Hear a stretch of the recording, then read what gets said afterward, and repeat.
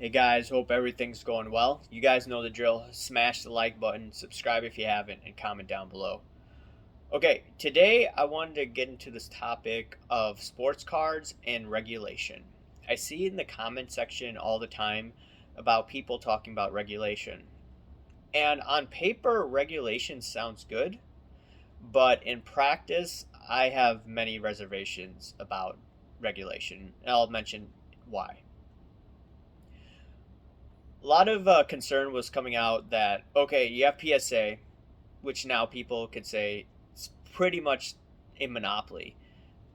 The owners of the company of Collectors Universe, they are Nat Turner, there's Steve Cohn, and then there's the Chernin Group, the three top owners from what I've read. And they also own Golden Auctions.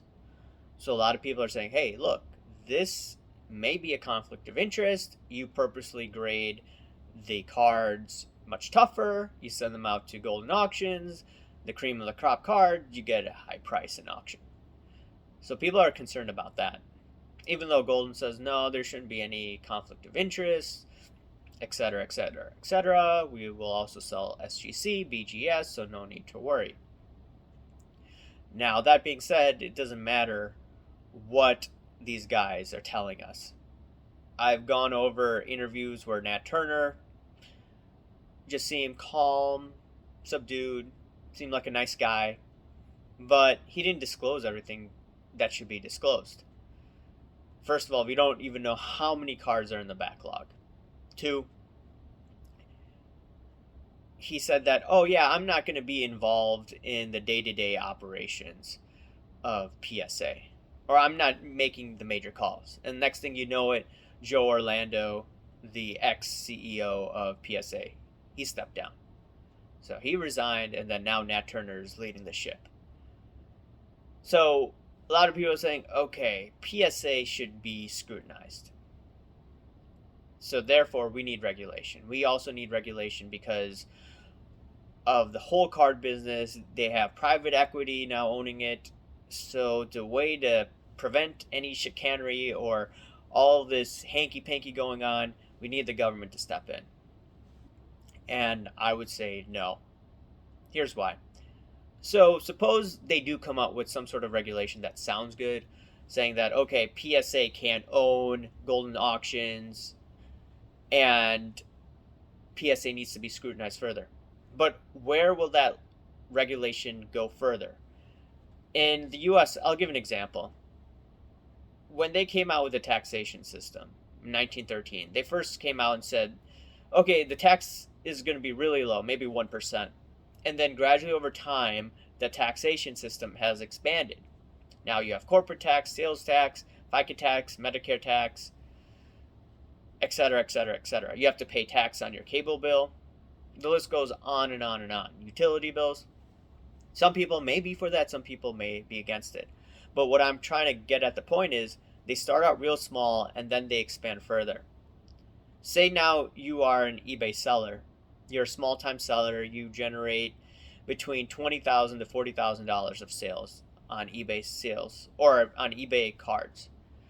And suppose now the regulation in a couple of years, if they institute it, just because they wanted to go after PSA, then they say, okay, anyone selling cards $20,000 to $40,000, you're going to have to pay a license of $1,000 in order to sell cards. And that is any transactions over $10,000, you have to pay $1,000 on top of any taxes you have to pay, any other expenses you have to pay as well. And a lot of people, first of all, were not happy when the IRS stated that any transaction over $600 you have to report to the IRS starting in 2022, from my memory. So people don't like to pay taxes on transactions over 600 bucks. What happens if they institute regulations and they're like, hey, guess what? You small guys, you're going to have to pay as well. In my experience, a regulation helps the big guys and it never hurts. I mean, it helps the big guys and it hurts the small guys for the most part. Some people will be like, hey, there's regulation pollution, there's regulation for speed limits, etc. That's a totally different ballgame. I'm talking now about a hobby where a lot of people do it for fun, a lot of people just do it for some extra cash. And ultimately, if you want to go after the fraudsters, the rules are already on the book for fraud. There are statutes to go against people who commit fraud. The problem is, though, is it's usually not enforced. People committing fraud usually get away with it. Sometimes the FBI comes in, sometimes the police will slap fraud charges, but for the most part, there's nothing going on. I mean, you see it on eBay all the time. A lot of people are engaging in fraudulent activity. And I will also look at this just regulation from a financial services perspective or a futures market perspective that I follow. I'll give you an example. There was this one CEO of this one company called MF Global. He was also the governor of New Jersey, and he was also in Congress in New Jersey. And after he had lost, I believe, one of the races in 2010, this individual, he was supposed to be the Treasury Secretary under Obama, but he decided to go a different way. This guy, I forget what his name is. He was the CEO of Goldman Sachs. So this individual, he ran MF Global. And you have to remember, the futures industry is very regulated. But what he ended up doing was he made a huge blunder. He decided to take segregated funds, basically customer funds, and he used these funds to make a gamble on one of his bets. It was supposed to be a company bet, but the position got so hammered that he had to borrow company funds, which is a no-no. You could go to jail for it. Long story short, he used the company funds. And with these company funds, he made a crazy bet betting against European debt. It didn't go in his favor at that moment. And ultimately, the firm went bankrupt. And a lot of people actually couldn't access their funds, hundreds of thousands of dollars. People that never had to place a margin call had to place a margin call because those funds got shifted over to different commodity brokers. I think one of them was RJ O'Brien here in Chicago. Long story short, this CEO, even though he had to deal with regulation, even though he had to deal with the CFTC, he had to deal with the NFA, he had to deal with the CME, he was still able to get away with fraud. He didn't go to jail, by the way. It's probably because he's a member of a protected class, meaning that he used to be in Congress, so maybe he knows some dead bodies out there. He knows some bodies hidden in a closet, so maybe they didn't want to go after him because he could spill some beans on some powerful people.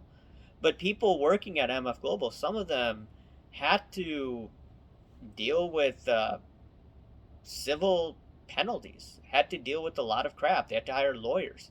It was financially devastating. I used to work at a guy at WPP. He told me that one of his relatives was actually working at MF Global, was the secretary, and she got in big trouble. So, and she ended up wiring the funds. So what am I trying to say? I'm trying to say that you could have all the regulation happen, but you'll still have hanky-panky go on. Regulate all you want, but still they'll get away with it. 2007, 2008, they still were able to avert all these rules and regulations set forth by Sarbanes-Oxley, which was implemented in 2001. And they broke some of those rules. Nothing happened. These guys are above the law. So whenever you have big corporations and they're saying, hey, we need regulation, I'm really, really wary of that. I believe that regulation, while it may help in the short run, there are a lot of negative consequences for that, and it may actually hurt the little guy. If you're the little guy selling on eBay, what happens if you're scrutinized with regulation? What if the IRS decides to now go after small guys like you? While the big guys, well, they may have to hire a few more employees, but they could just get their private equity guys saying, hey, we just need to fill a few more positions. We need to hire some attorneys. We need to hire some CPAs. We just got to make sure that our books are clean. Just when the regulators come, just when the IRS comes, we're all good. So it's good for them. But small guy, in my opinion, will get hammered. And that's why I'm totally against more regulation. The thing is, we have the rules on the books. Now that needs to be enforced in terms of fraud, but that isn't. So, in terms of solving that, I'm not sure the best way of going at it. I am interested in what you guys have to say. Long story short, I believe that the regulation, if anything's implemented, will do more harm than good. Because the guys, the lobbyists that write all the rules and regulations, they're not there to help the little guy. They always say that, but no, it's always to benefit them and their cronies, their buddies in Congress, their buddies in corporations. It's always a catch with regulation, in my opinion. Anyways, guys, let me know what you guys think. Smash the like button, subscribe if you haven't, and comment down below, guys. Thanks. Bye.